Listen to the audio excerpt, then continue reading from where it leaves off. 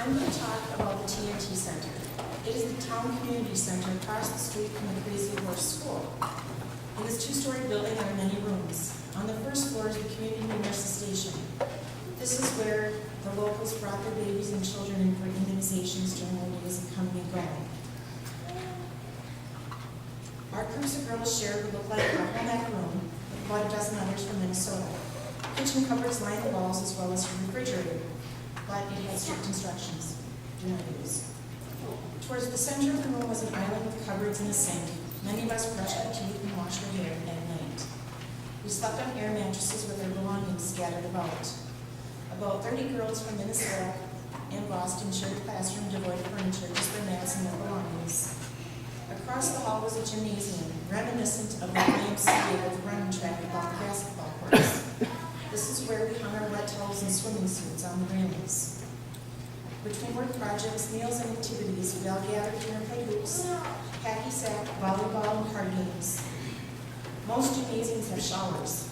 This one did too. Complete with showers, but no hot water, like PB said, ice cold water. The water heater system is broken and are costly fixed, so they make two. Many local families do not have electricity or running water. They come here happily. They skipped into the showers to take ice cold showers with their neighbors. I was impressed. We only had to do this for a week, and I still think about it. Their attitude was they got to use the showers. Talking with the mission trip leaders, they were there all summer. Once a week, they stayed at a pastor's house in Mitchell, and they took hot showers. They slept in comfortable beds, ordered takeout, and watched Netflix. Back to the sleeping rooms. The guys, about 40 altogether, slept in one big room. And during the day, their room doubled as a gathering room for every guy, gal, leader, and chaperone to listen to stories, sing, and dance. So every morning, they piled their mattresses, pillows, and bags to make room. During demo time after supper, each of the leaders shared their story of how and why they ended up in Heidi, South Dakota on this mission trip. The most tragic of stories told was by Blake, a young 20-something young man whose birth parents drugged him, forced alcohol down his throat, raped him, and sold his body for prostitution. As a young teenager, somehow Blake ended up in a Christian home, and his new brother showed him Christ and all of his blessings. Blake was receptive. Blake took Jesus into his life and has made it his work to share all of the goodness of God's Word. Another night, Jerome, a tall, rugged Indian, came to talk and shared with us his story. He grew up on the res, as he put it. He was adamant he was not Native American. He is Indian.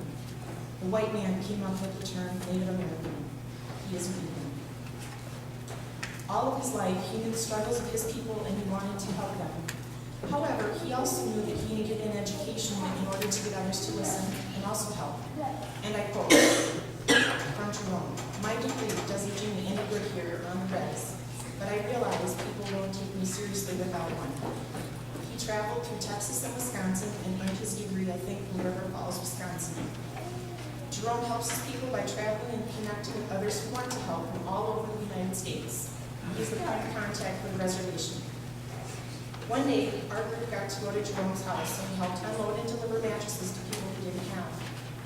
Another night, we drove the white vans to a 38-foot metal cross on a bluff in the Badlands.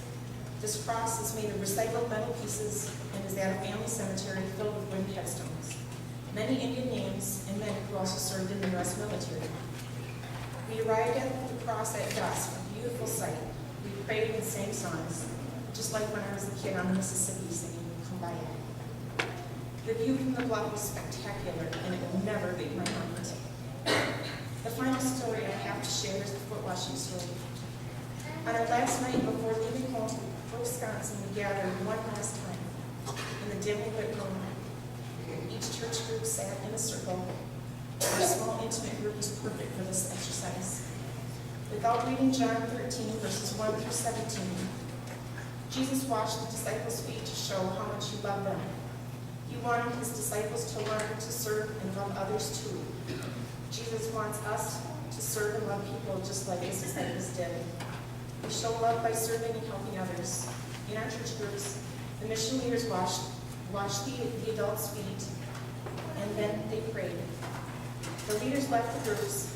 PD, John, and I washed the kids' feet if they were willing. After spending a week with these kids, serving people, loving people together as a group, for the same purpose of spreading God's love, God's word, and God's works, getting to act out this part of the Bible story, absolutely amazing.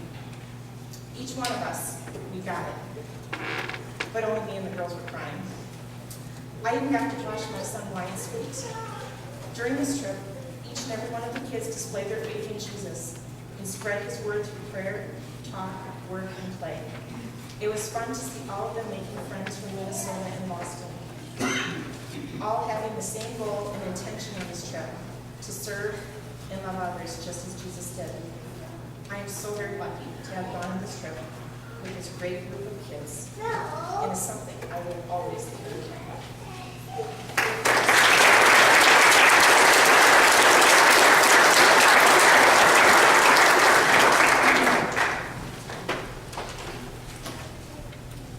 The last night that we were in laundry, as the leaders were washing our feet, I started to cry.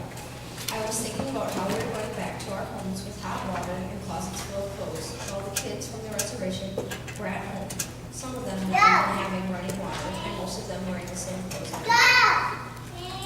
I didn't want to leave because I felt like I hadn't made a difference in anyone's life, and that was the purpose of being there. But as Heidi Swenson was telling us that she was happy that she got to know us better, and she was happy she was the one who got to have this experience, I cried even more because she made me feel like I had made a difference in someone's life.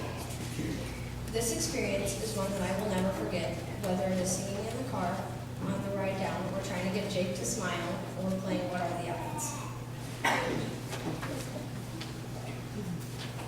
And now I'm going to read Rachel Helen's. What I remember most from the mission trip was when we drove into the town of Long. It was such a heartbreaking sight that it was a very crowded area, and I felt so bad. All of the kids were outside playing by their houses, and I couldn't wait to meet them. When it was time for Kids Club, I met this 10-year-old girl. Her name was Trinity. She made me a bracelet, and I made her one. She then told me I was her new best friend, and she wanted to see me the next day. But I couldn't because that was my last day of Kids Club.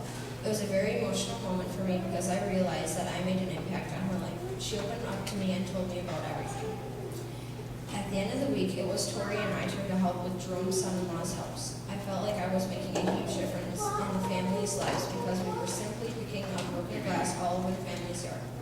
The whole time on this mission trip, I realized how blessed we all are and that we shouldn't take things for granted. We are all very spoiled, and I believe this experience opened my eyes to see how others live their lives. This trip has made everyone very